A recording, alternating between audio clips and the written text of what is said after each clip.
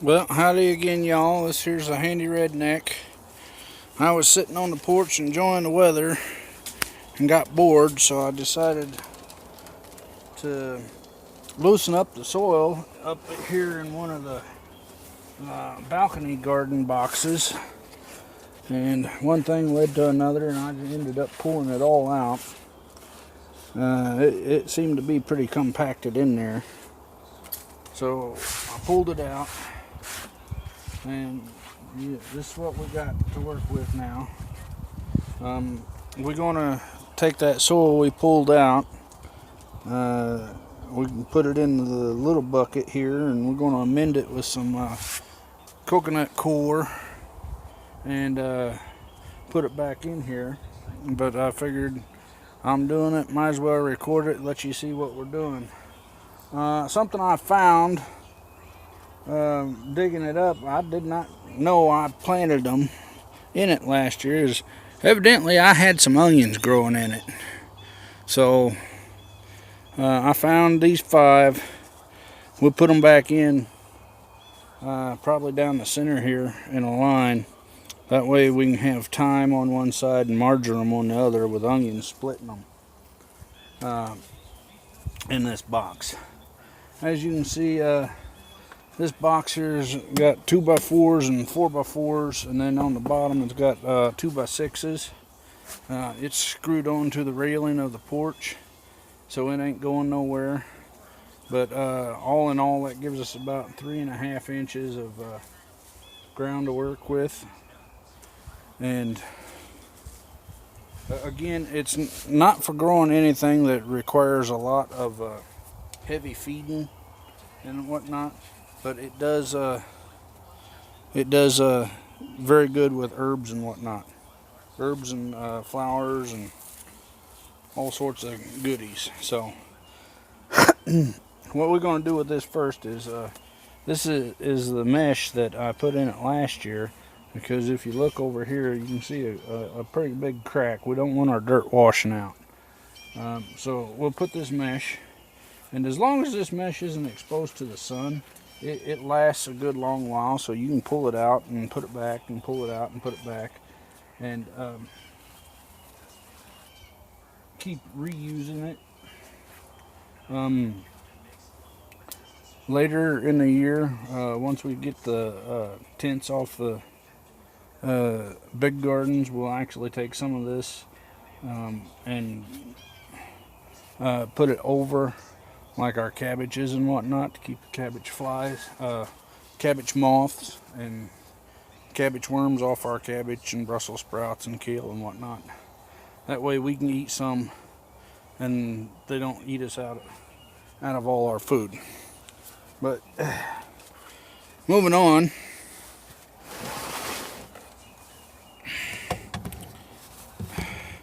Pardon my bottles. Those bottles are there because we're slowly building a wall out of them. But we got the big bucket and the little bucket here. This one's got coconut coir in it, and this one's got primarily the dirt out of that flower bed in it. So what we do is we come in here, and let me get a scoop. We use this is an old cottage cheese container that I poked a whole bunch of holes in.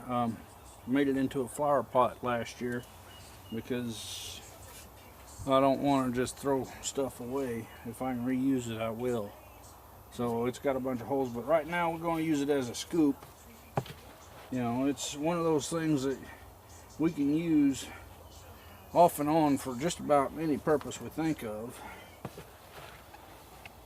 So we'll get us a couple scoops of coconut coir in here, and I don't know how well y'all can see that, but this started off as a 15-pound block, a solid block of dry coconut coir, and I mixed it with about 10 gallons worth of water, and it expanded, and this is what we got now. Coconut coir is a great replacement for peat moss. It's substantially cheaper too.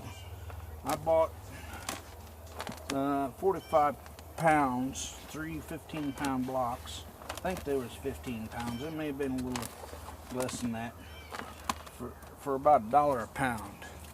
So once they get expanded out, I ended up with about 70 gallons, 70, 80 gallons worth of coconut fiber to mix in with our compost and everything. And it helps because it loosens up soil that's a little too thick. Like the reason I pulled this out is there was a bit of clay in it, and that clay seemed to have compacted it, and too compacted of a soil ain't good for your plants. So you mix in some coconut, and that's a good organic matter. And the organic matter does several things. One, it loosens up your soil, but two, organic matter in your soil actually helps it to hold water. And by holding water better, that means we water less often, and by watering less often, we can help stabilize the soil, and a more stable soil for the plants, when you're not watering or forgetting to water or whatnot, the more stable it is, the better it is for the plant. So it's less stressful. So I think we got a good amount of this here mixed up pretty good.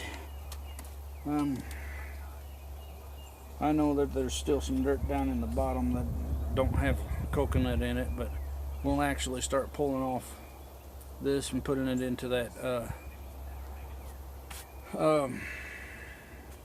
balcony box, and if we need more, well, we'll just mix up a little bit more. It don't take no time at all, as you can see. So I'm gonna adjust the camera back up to that balcony box, and then we'll get to scooping dirt.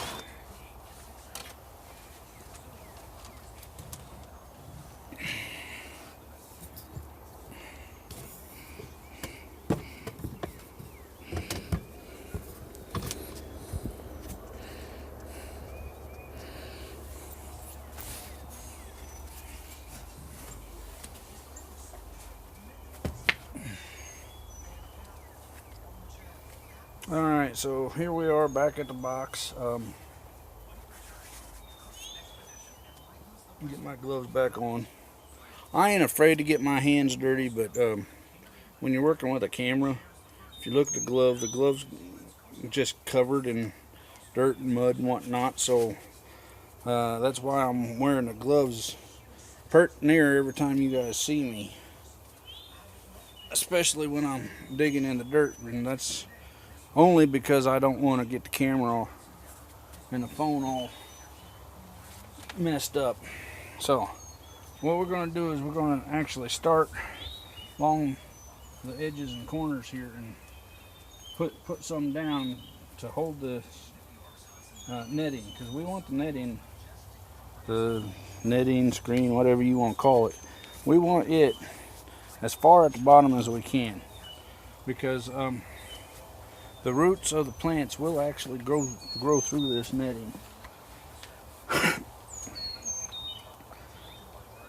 So we want to try to start with it as much on the bottom as possible, and not up interfering with the roots. It won't hurt the roots none, but why are we gonna bugger with it if we ain't got to. So, yeah, we'll get some more.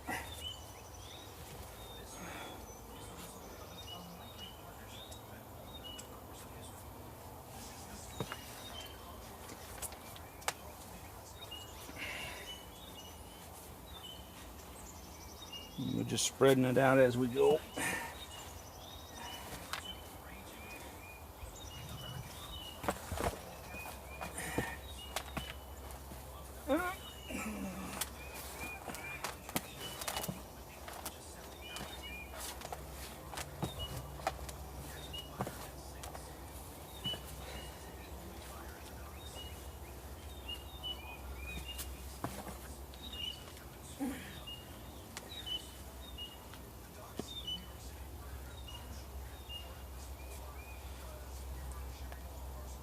What do y'all think? You like it?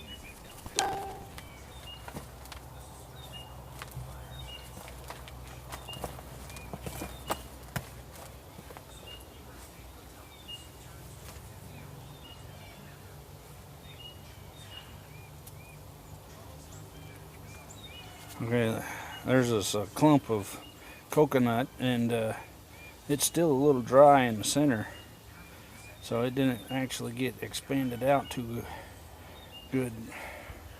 We'll just toss that away. It'd be fine wherever it lands because, like I say, eventually it'll just decompose, turn into a compost, and everything will be alright.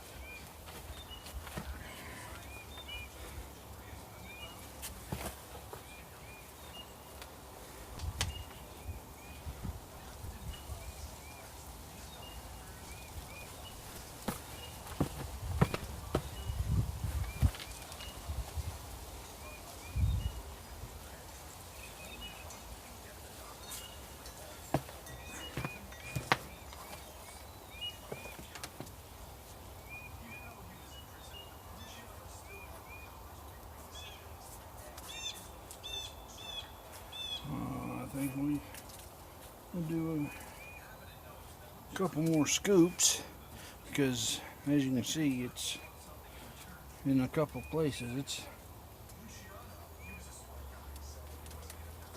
Now, we don't want to pack it down too hard. We do want to pack it a little bit, but not too hard. You know, we want to be able to run a finger into it. But if it's too loose, when we water it with plants in it, it's just going to sink down. So I think we'll get most of the rest of this here bucket in it.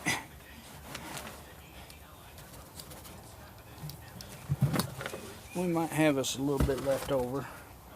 And something I didn't tell you is about half of the dirt that I pulled out of this, I set aside because I knew we'd be mixing coconut into it, and the coconut would actually increase the volume of dirt,